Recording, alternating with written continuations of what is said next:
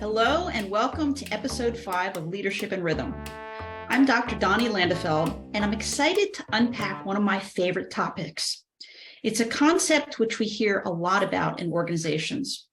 When it's healthy, we see high employee engagement, job satisfaction, and solid employee retention, all of which are positively correlated with growth and a healthy organizational bottom line. When it's low, we see disconnect, low motivation, turnover, and a compromised bottom line. I'm talking about trust, which happens to be one of the 4 pillars to lead by inspiration and create high-powered teams. In last month's episode, we talked about triple purpose as one of the 4 pillars. And this month, we're taking a look at another pillar from the positive intelligence model, that of trust. Now, trust takes time to build and is done through consistent actions and behaviors. I like to think of building trust as making regular deposits into an emotional bank account, if you will, to build reliability and security into our relationships. So consistent and regularly occurring actions are essential. Another aspect that is critical to building trust is to use vulnerability in your communications.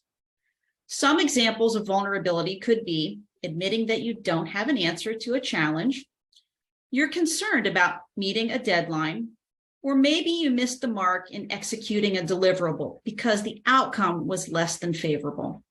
There are many examples that we could unpack. And the neat thing about using vulnerability is how it has a contagion effect. When, for example, a leader is vulnerable with staff, then staff are more motivated to reciprocate because they feel safe. Yes, there's a reciprocal element of psychological safety that occurs, and it begins with leadership to model the way and create a safe container where employees feel like they are cared for. Sometimes executives or C-suite leaders believe they've created a culture based upon trust, and yet this isn't the case.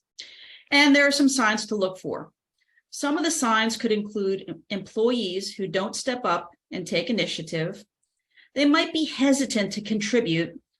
And of course, a revolving door with high attrition can also be a strong indicator. There's a little bit of science and definitely an art to build trust. And sometimes it can be a bit tricky to navigate because there's no cookie cutter approach.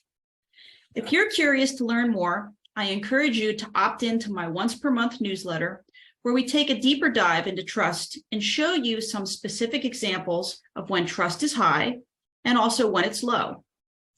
To opt into our monthly newsletter, simply click the link that's embedded in the overview of this video. And also remember to subscribe to Leadership in Rhythm so you're alerted of new episodes. Next month, we'll be tackling healthy conflict. So you now have 2 strategies that you can use to build trust, being consistent and regular in your actions and behaviors, and also using vulnerability in your communications. Thanks for listening, and let's keep it going so you are achieving your leadership in rhythm.